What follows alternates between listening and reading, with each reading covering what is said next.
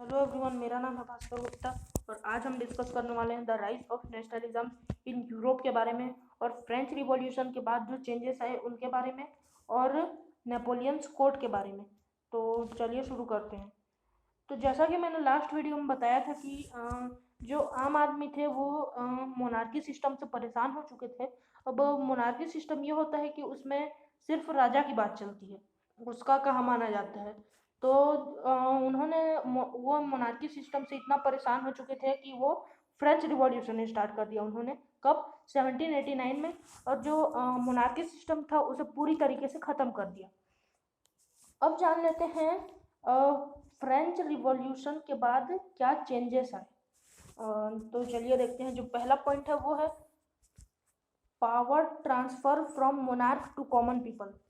जो राजा के पास जो पावर हुआ करती थी वो अब आम आदमी के पास जा चुकी थी। अब जो दूसरा पॉइंट है वो है बॉट न्यू फ्लैग। उन्होंने अपने देश के लिए एक अलग से फ्लैग बना लिया। और उस समय क्या होता था, जो राजा महाराजा रहते थे उनके अलग अलग फ्लैग होते थे। अब जो तीसरा पॉइंट है वो है फ्रेंच बिकेम नेशनल लैंग्वेज। जो फ्रेंच थी वो नेशनल लैंग्वेज बन चुकी थी फ्रांस में।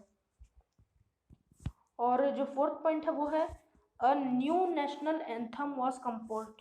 एक नया नेशनल एंथम बनाया गया था। जैसे हमारा जन गण मन है, वहाँ का ले मर्सलीस था, वहाँ का नेशनल एंथम। तो जब भी उनके यहाँ कोई फंक्शन होता था, कोई भी बड़ा काम होता था, तो इसमें नेशनल एंथम गाया जाता था। और जो फिफ्थ पॉइंट है वो है स्टेट जनरल वॉज इलेक्टेड। जो स्टेट जनरल की मीटिंग आती थी उसमें छोटे छोटे जगहों से वो अपना रिप्रेजेंटेटर ढूंढते थे और उन्हें इलेक्शन में खड़े करवाते थे। सिक्स्थ पॉइंट है वो है इंटरनल कस्टम ड्यूटीज वर अबोलाइज्ड। अब जैसे मुझे कुछ बेचना है, मुझे एक फ़ोन बेचना है, तो मैं उसे एक जगह से दूसरी जगह लेके जाऊंगा। तो पहले ये जो है, ये एक जगह से दूसरी जगह ले जाने में ये फ्री में आता है। फ्री मतलब इसके ऊपर कोई टैक्स नहीं लगता। लेकिन पुराने ज़माने में क्या होता था, एक जगह से दूसरा जगह कुछ सामान ले जाने पर उस पर टैक्स लगाया जाता था। तो वो पूरी तरीके से हटा दिया गया था। और idea of nationalism was spread in abroad by French. अब जो फ्रेंच वाले के लोग थे वो अपने देश को तो आज़ाद करवा चुके थे मोनार्की सिस्टम से, लेकिन वो अब जगह जगह जाकर दूसरे लोगों को भी बताते थे कि रिवॉल्यूशन करना क्यों जरूरी है। तो ये जो थे, ये कुछ पॉइंट्स थे जो ये कुछ पॉइंट्स थे जो फ्रेंच रिवॉल्यूशन के बाद हुए थे। अब जो है वो सब सही चल रहा था, लेकिन क्यों? क्योंकि जो पावर था वो कॉमन आदमी के पास आ चुका था, मोनार्की सिस्टम हट चुका था। लेकिन टाइम चेंज हो गया और जो फ्रांस था उसका किंग बन गया नेपोलियन, और वो मोनार्की सिस्टम को फिर से स्टार्ट कर दिया।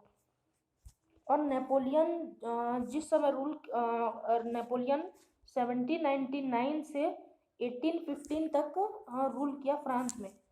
तो उसने 1804 में एक लॉ बनाया था जिसको नेपोलियंस कोड भी बोलते हैं और सिविल कोड ऑफ 1804 भी बोलते हैं। तो उसने कब बनाया था वो लॉ? 1804। और उसका नाम क्या था? नेपोलियंस कोड और सिविल कोड ऑफ 1804। अब हम कुछ अच्छी बातें और कुछ बुरी बातें जानेंगे जो नेपोलियंस कोड था उसके बारे में। तो जो पहला पॉइंट है वो है स्टेबलाइज्ड इक्वलिटी बिफोर लॉ।